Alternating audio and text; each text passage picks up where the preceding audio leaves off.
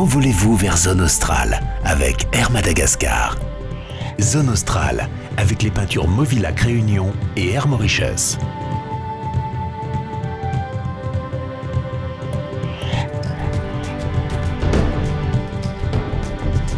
Pour cette 3e semaine à Madagascar, Zone Australe nous emmène à la découverte touristique de la région de Ifat avec ses immenses plages de sable blanc et ses nombreuses activités touristiques. C'est un reportage signé Serge Marisy et Sylvie Chaussé-Austin.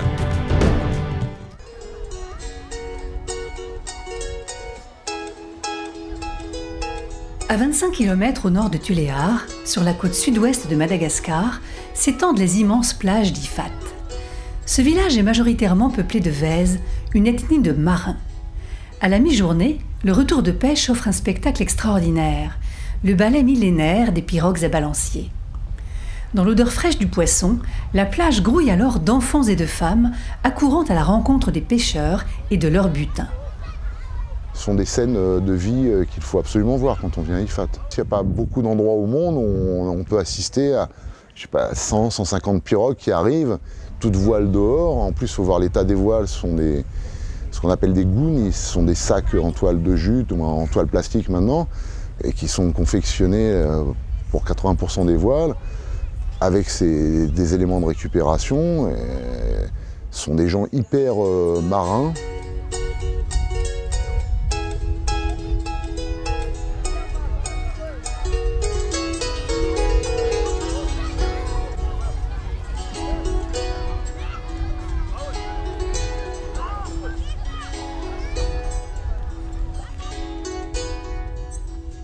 Denis Guillauma a ouvert, il y a 14 ans, un des premiers hôtels d'Ifat. Cet ancien spécialiste des travaux sous-marins y a bien sûr également créé un club de plongée. Ce sont des plongées qui sont extrêmement riches au niveau coraux, au niveau faune aussi. On rencontre toute la faune tropicale de l'océan Indien.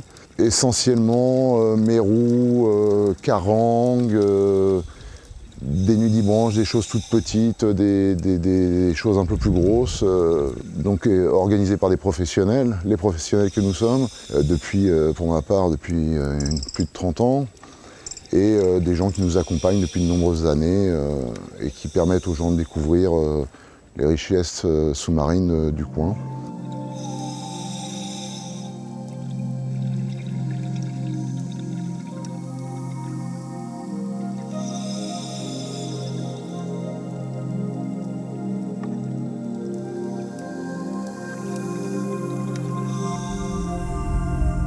À Ifat, le vaste lagon permet tous les sports nautiques.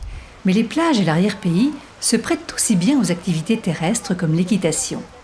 Bref balade pédagogique dans la forêt ou trek de plusieurs jours avec bivouac, le cheval est idéal pour découvrir la nature locale. On a une forêt subaride, donc il ne pleut pas énormément ici à Ifat, donc il pleut à peu près 96 heures de pluie par an. Donc cette forêt elle s'est adaptée au subaride. Et donc il y a plein d'arbres, des flamboyants, les baobabs bien sûr, hein, on en a une espèce ici. Et le didieracée, on a plein de choses à voir et beaucoup d'oiseaux endémiques. Si vous n'êtes pas cavalier, le char à zébu vous mènera à Palan visiter la forêt d'épineux. Et aucun risque de se perdre grâce aux étonnants arbres boussoles. On voit bien ici tous les didieracées indique le sud et on sait le nord, l'est, l'ouest.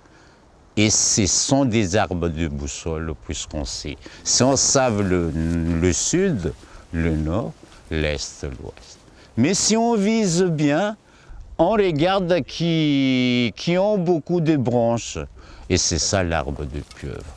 Arbre de pieuvre, c'est l'arbre de boussole et c'est les didieracées ou didiera madagascariensis. Non loin de là se trouve le village des tortues. Il participe à la préservation de 2 espèces de tortues de terre.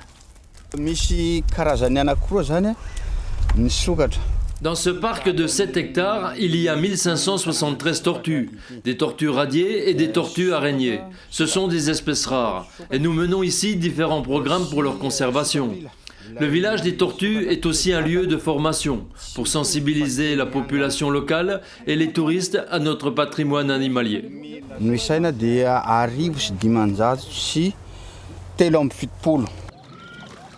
L'objectif du WWF est le même. Depuis 10 ans, l'ONG valorise la réserve de Ranoubbé, une aire protégée de près de 150 000 hectares. C'est un site d'intérêt écologique important parce que ici donc, il y a pas mal de faune et de flore spécifiques pour cet endroit et d'une endémicité exceptionnelle. C'est-à-dire on ne retrouve pas ces animaux, ces plantes qu'ici même. Pour les oiseaux, par exemple, il y a 131 espèces dont une trentaine n'existent que dans cet endroit, ce paysage. Armé d'une perche, le piroguier bataille pour se frayer un passage dans cet entrelac de jassins d'eau et de joncs hauts de 2 mètres. Ça nécessite beaucoup d'efforts physiques de la part des piroguiers et beaucoup d'expérience aussi en matière de recherche des oiseaux. Donc c'est eux qui connaissent le lac, c'est eux qui sont les propriétaires et c'est eux qui sont les occupants de ces territoires. On va les mettre en valeur et il faut qu'ils aient ce sentiment que le lac leur appartienne.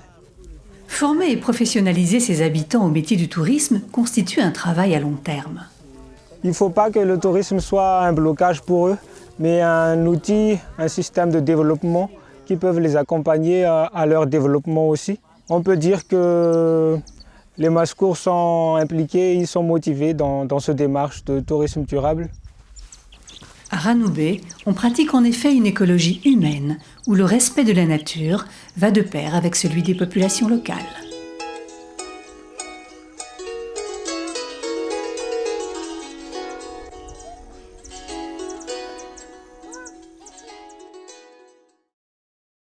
La semaine prochaine avec Zone Australe, nous poursuivrons notre voyage dans le sud-ouest malgache pour découvrir les massifs somptueux de l'Ichal, classés au patrimoine mondial de l'UNESCO.